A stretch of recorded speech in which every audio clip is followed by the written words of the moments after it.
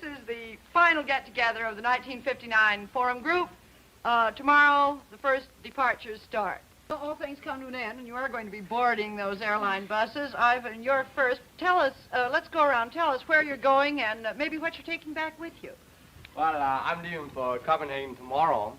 And, well, at any rate, I'm taking an autograph book with me home, and I want that all my friends here in the Forum and outside the Forum would help me to fill it out.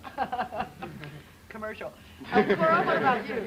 Well, I'm going back to Hastings-on-the-Hudson in the United States. And I'm taking a mind which I think is no longer afraid to defend and question at the same time, and a heart which is no longer afraid to love. Yama? I'm going back to Sendai, Japan. It's the most overpopulated country, as New York is the most overcars. How about you, Miriam? I'm going back to Tehran, Iran, and I'm taking a lot of extra weight with me. Leaving for Seoul, Korea. And I wish I could take this forum with me to Korea. And I'm taking my love, true love, to every delegate. How about you, Evie? I'm going back to São Paulo in Brazil, and I'm taking with me a very deep belief in people. Besides, I have stuffed into my luggage some very beautiful nylon nightgowns. Rafia? And I'm going back to Karachi, Pakistan, and I'm taking back with me 5 nylon saris. You come to America to buy saris. Now, that's a good bit of international relationship. How about you, Jorginho? I'm going back to Berlin, Germany. I'll take with me hundreds of matchbooks. Matchbooks you're collecting. Yeah, stupid, I know, and the crew cut. Johnny? I'm going back to a teaching job in Sheffield, England. I don't think I'm leaving much behind apart from America. All these people will be with me forever. Hassan? Well, I'm leaving for Bursa, Turkey, and I'm taking a lot of new ideas which I have acquired here in the United States, and also I'm taking some original things which I bought in the United States. Some nylon. Nylon. Original American. Ida? Well, I go back to Milano, Italy, and I bring with me really a great love for everybody I knew. But what have you been spending all that money on lately, all of you kids? I've seen you in shops all over the place. How about you, Katrine? Well, I bought a lovely...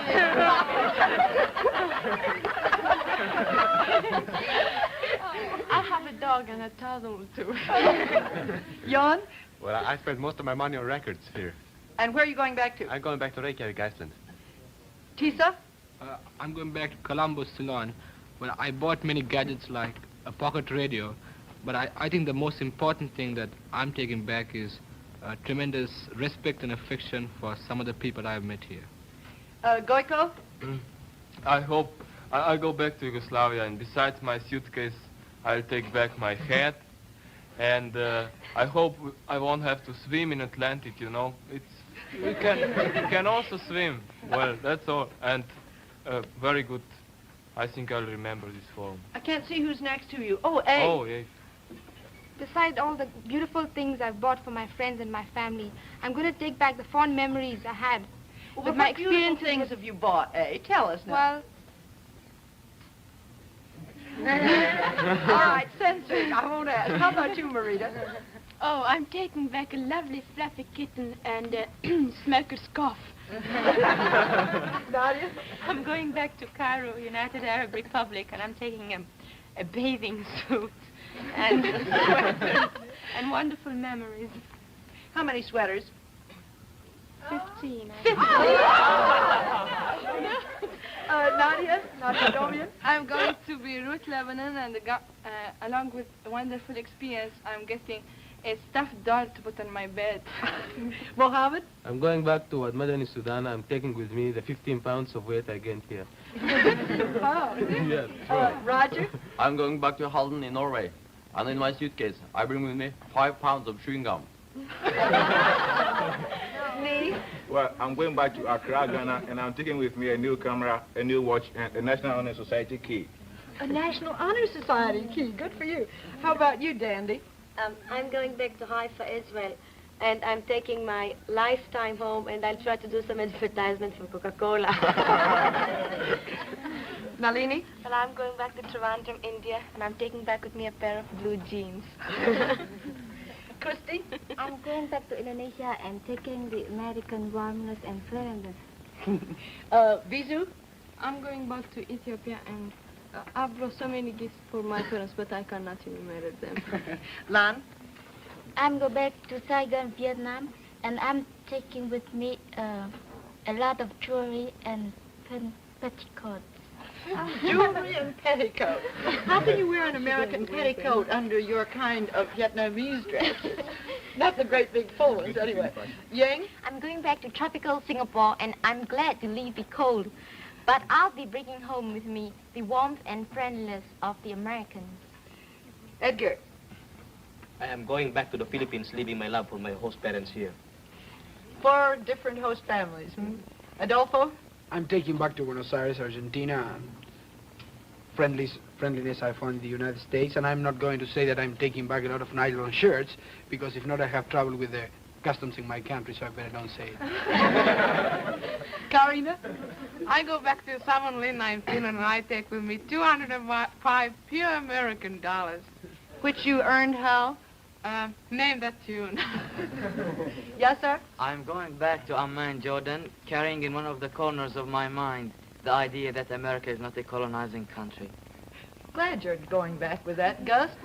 Well, I'm going back to Athens, Greece, and I won't take with me something which I would like to take, and that is a pretty American blonde.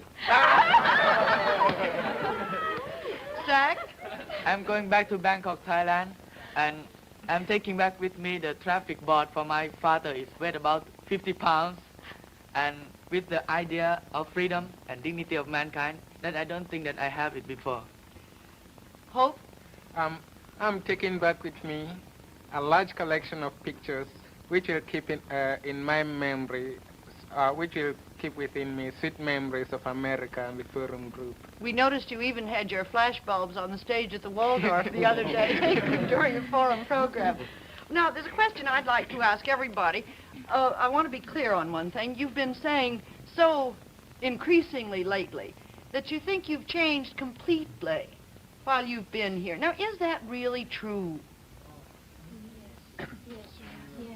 Yes? Ivan? Well, well, let me put it this way, that when you say, or some say that we have changed completely, I think that perhaps we mean something else than the way we interpret it in. Perhaps people think that when we say that, we mean that we have changed all our ideas. I don't think that's true for a lot of us. I think that most of the basic ideas we had before we came, I think we still have them. But when we say we have changed, I think that we have changed as far as understanding is concerned. We came over here without knowing too much about the others, and sometimes we were even a lot pretty indifferent. But now when we came over here, we changed as far as that's concerned. We saw people from all over the world, and we spoke to them, and we became interested in them, and we gained some understanding, even if we didn't agree with them always. I saw Evie shaking her head a moment ago. Well, I don't agree with him when he said that we still have our basic ideas, because that is where I think that we've changed most completely. Because we came from one environment, and we always accepted that environment as the right one. And now we come in contact with 34 different ways of living, and you start to question if yours is right.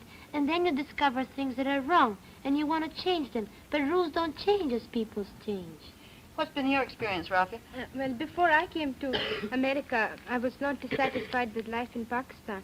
But since coming here, a new kind of life has been thrust upon me, the Western influence. And this has bothered me a lot, because now I wish I could do something for my country. But what can I do? The position of women, if you just look at the position of women in Pakistan, if only I was allowed to do some kind of work. But how can I convince the people in Pakistan that by giving women a chance to work, we will be raising the standard of living? How can we get away from these traditional customs? 2 of my own aunts still wear the veil. And I do not believe that following all the traditions set by ancestors will do us any good. After all, we must remember we are living in a different world, and let us be realistic and search for today's truth, and not follow tradition for the sake of tradition. Well, I think I disagree with you there, Rafi, and I don't think Western influence should be anywhere brought down to the East, because don't you see that too many of our people are already being mixed up as to what to take from the West and what to reject. Of course, I think we should take what is good for us. We need mass education, industry, and individuals with a sense of responsibility for their own destiny and for that of their countries. But I don't think we should accept, or the world should accept, the Western kind of selfishness which led to colonialism, imperialism, and war. I think we should take back, and I think we should take Gandhi's belief and our teaching when we fought for our independence together of non-violence, and not militarism as it's going on now. Historians may record that we, with our beliefs of passive resistance, were the truly civilized, while those who spread their beliefs with the help of the sword were the 20th century barbarians. Yes, Esther? I agree with you, Nalini. I don't think East should be westernized. I mean, the traditions and customs. For example, in the East, marriages are usually arranged by the parents, and I really think this is very good and suitable to our society and traditions. And in Korea, when a girl gets married, usually her husband is the first man she has met, and she accepts it as a destiny and begins to love him. In that case, her love is usually warm and restless, and almost no people divorce, and society is very different. And I think with those traditions and customs, Korean society is purer and simpler and warmer. Nadia, from Egypt? I agree with both Nalini and Esther. In my country, parents just think differently. I mean, they believe that the closer we are to them, it's the better for our security. And I've noticed that most young people who go study here are those in search of security. So therefore, we're going two different ways to the same goal.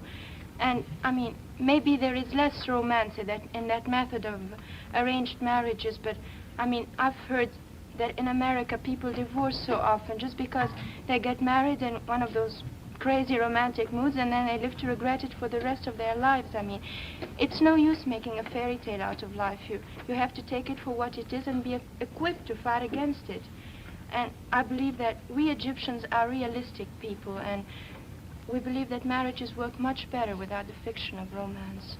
Cora? I have to disagree with that. I feel that we are being realistic in facing the fact that eventually people do have to make their own decisions, and thereby when the parents give their children freedom of choice, eventually they will be able, in most cases, to trust their children to make the right decisions. Do you have something to add, Rafi? Sometimes it seems to me that I've changed completely in these 3 months. I understand Nadia and Esther, but I also understand Cora, for now I've experienced both. But what should I do? It's very easy to say, go back and do something for your country. So I go back to Pakistan and tell my parents frankly that it is wrong for us to stick to traditional customs and that I would like to work in a village. How can I possibly convince them? They'll probably reply, I'm too young to know what is right. You can't suddenly change hundreds, thousands of years of tradition. How can I convince them that even though I'm only 17, some of the things I say are right? One generation after the other has taught the same thing, that women's place is at home. What will happen if you say you're going to go back and you're going to want to change something? Well, if one girl stands up and rebels, what will happen? Nothing. Nobody's going to listen to me. And I'm so confused that I just can't even think straight. Edith? Well, I think that you are right, Rafia, because it is very difficult to go back and make something for our countries. Because certainly there will be a great contradiction between our new feeling and our daily life. But you see, now there is a force in our hearts which tells us that we are right. And I decided when I go back to help my friends, teaching them to reason honestly, to be ourselves, not to be so conformist. Here in 3 months, I learned to wait not always for the help and advice of other people. Yes? I think Ida means that we must try to be an engine and not a caboose. But how hard that is. How's it going to be in Korea, Esther? Oh, I'm afraid that when I go back, to Korea, then I'll be the most demoralized girl in Korea. And I don't even know anymore how westernized I have become just within the 3 months. And in Korea, for example, women open the doors for men, but now I'm used to passing in front of the boys, even though I still feel, will I remember those things when I go back? Ivan, what did you want to say? Well, I know that a lot of the Easterners have said that there's a lot of Western influence in the East, and they sometimes seem to complain about that there isn't this same Eastern influence in the West.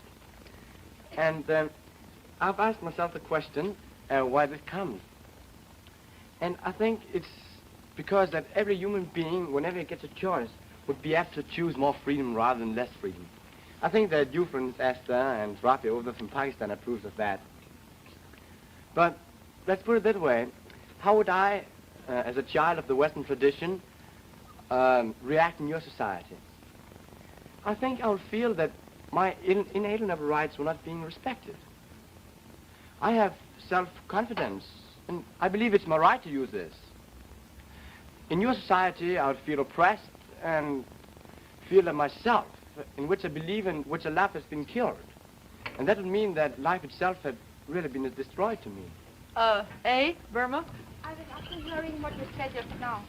I think it is easier for the Easterners to understand the West than for the Westerners to understand the East. Do you want to really know what I think when you say such a lot about that precious self? Sure. We even have a proverb that says, there's truth and there's self. Where self is, truth is not. And where truth is, self is not. When we say myself, we say it because we don't know ourselves. We don't know who we are and what we are. This is not the real self at all. This is just egotism. The real self is a state of absolute perfection. This is what I believe. Miriam? As we can all see, if when we're exposed to so many different ideas, we have no choice but to really think very deeply. And I think I personally, the result of these 3 months for me is that I'm more religious, but not because of Christianity, but because of all faiths. Yes, Goiko from Yugoslavia. How are these 3 months affected you? Well, I had quite many troubles here, especially with this confusion of terms. When we speak about communism, freedom, democracy, and so on, then you speak in your terms, for instance, about democracy, and about communism you speak in terms of, Russian foreign policy events in Hungary and Berlin. You don't speak in terms of good things that also communism have. Well, when I speak about communism, I speak in terms of my own national communism in Yugoslavia, where the communists are really good and the country is prosperous. But has it been any problem for you as the only communist in this group? Well, I don't think, we quite understand each other now. After a while, at the beginning, when I say I'm communist in class, for instance, they start, and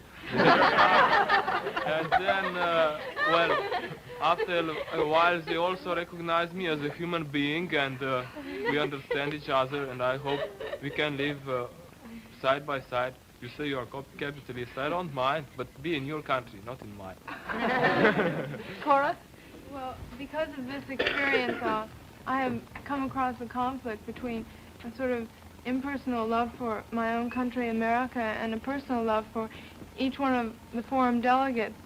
And I think this has given me the chance to learn to listen to the ideas of others, opinions which could be completely opposite from my own, and trust that as I know that which is good for me and perhaps my country, that another too knows that which is right for him. You know, what I wanted to say a moment ago, and I'll come back to it now, when you're talking about changing, I think there's a very great difference between change and growth. An apple tree that's very small changes if it starts making roses. But it grows if it blossoms and starts producing apples. And I want to contradict all of you when you say you've changed this much. I think if you hadn't had the capacity to get your mind stretched, you'd still be where you were in the beginning. I think this whole experience has just made you grow a little bit. I think too that some of our ideas are almost completely the same as when we came here, but for the reasons behind them are very, very different. And I think there's really a true belief in our ideas rather than sort of a superficial basis. I'm glad we've clarified it to that point, because nobody likes to change anybody. I think if you weren't capable of being changed, and this has happened in forum groups, people have come with so many prejudices that they've gone right back home with the same ones. But I think you have, all of you, everyone in this group, grown considerably. Adolfo, what were you going to say? Well, I was listening to all this discussion, and almost every one of us seemed to be a bit concerned, and at the same time a bit very aware of developing of new ideas, etc. If I gain something, maybe an idea that I've got about something I would call, I don't know, universal friendship and universal brotherhood. For example, when Alini was speaking about the future historians giving the judgment of the world in, I don't know, in a period of 100 years probably, and she was accusing us of being, as the Westerners, the barbarians of the 20th century. I don't think we are so much of barbarians, but anyhow. But she was talking about the future, and I wonder whether there will be any future for the world or not. I think that there will be a future. I don't think that we are going to blow ourselves up. I think that nations are going to mature because they will have to mature. And I think, for example, that the United States are going to stop helping other countries as they do now, for example, in Latin America, so as to prevent communism in Latin America, and are going to begin giving, just because they have and others need, expecting as a reward only friendship and peace, of course. It's only logical for them to expect that from others. Now, we cannot oblige the United States to do that until the enemies of the United States are ready to do the same thing. I think that nations are going to understand that they have to each other the same obligations that individuals have to each other in their own communities. This is an idea I got in the forum, and it's quite an idea for me. Are you talking about some kind of limited world government? Do others of you have this idea? Roger? No. Well, I think that in this generation and the next, the world won't be one world under any of the social orders or ideologies. It will be one world that contains them all. It must be, as America's own motto proclaims, a pluribus unum, one out of many. It must be a world of diversity in which the differences are recognized, accepted, and tolerated. Nations can only join into universal federation if it is a very loose federation. They can only be kept at peace if those who have the greatest power know how to use it to keep all power, including their own, in balance and in the harmony that recognizes, respects, and tolerates diversity. The world is not splitting into two worlds. There has never yet been one world. We are just beginning to try to unite civilizations which have always been separate. You must remember that only a few years ago, Americans thought that they could stay isolated from Europe and Asia. There is one thing that the system of toleration can't tolerate. It cannot tolerate intolerance. We must not fall into the error of thinking that the ideal of one world means that everybody's business is everybody's business. I think that one nation can't force another nation to be tolerant. But I think that the hydrogen bomb can do this, and that it is doing it now. Marita, can you quickly sum up what these 3 months have given you to take back? For these 3 months, we have had an experience which would have been impossible in any country without the American spirit of cooperation, or, you know, the airlines and the host families and the Herald Tribune and the schools and just everybody who worked on it, you yourself, who have been leader to us. And, this is an experience which would have been impossible for an ordinary tourist, because we have really seen American home life as members of a family, and American community life as one of the participants, and American schools as fellow students. And it has been for us probably the most significant period of our whole lives. But I've been thinking, if it were to end here, and we were taking home with us nothing more than pleasant memories, it would have been really nothing but a wonderful experience. And I sincerely hope that we're taking home with us something more than that.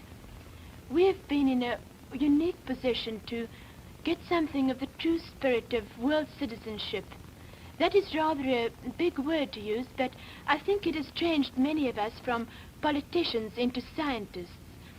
We've got to see that in order to appreciate something else, you must really understand it. And appreciating something doesn't mean accepting it, of course, but I think that constant communication with our fellow men and our fellow citizens and a constant exchange of ideas with the rest of the world is one of the most important things.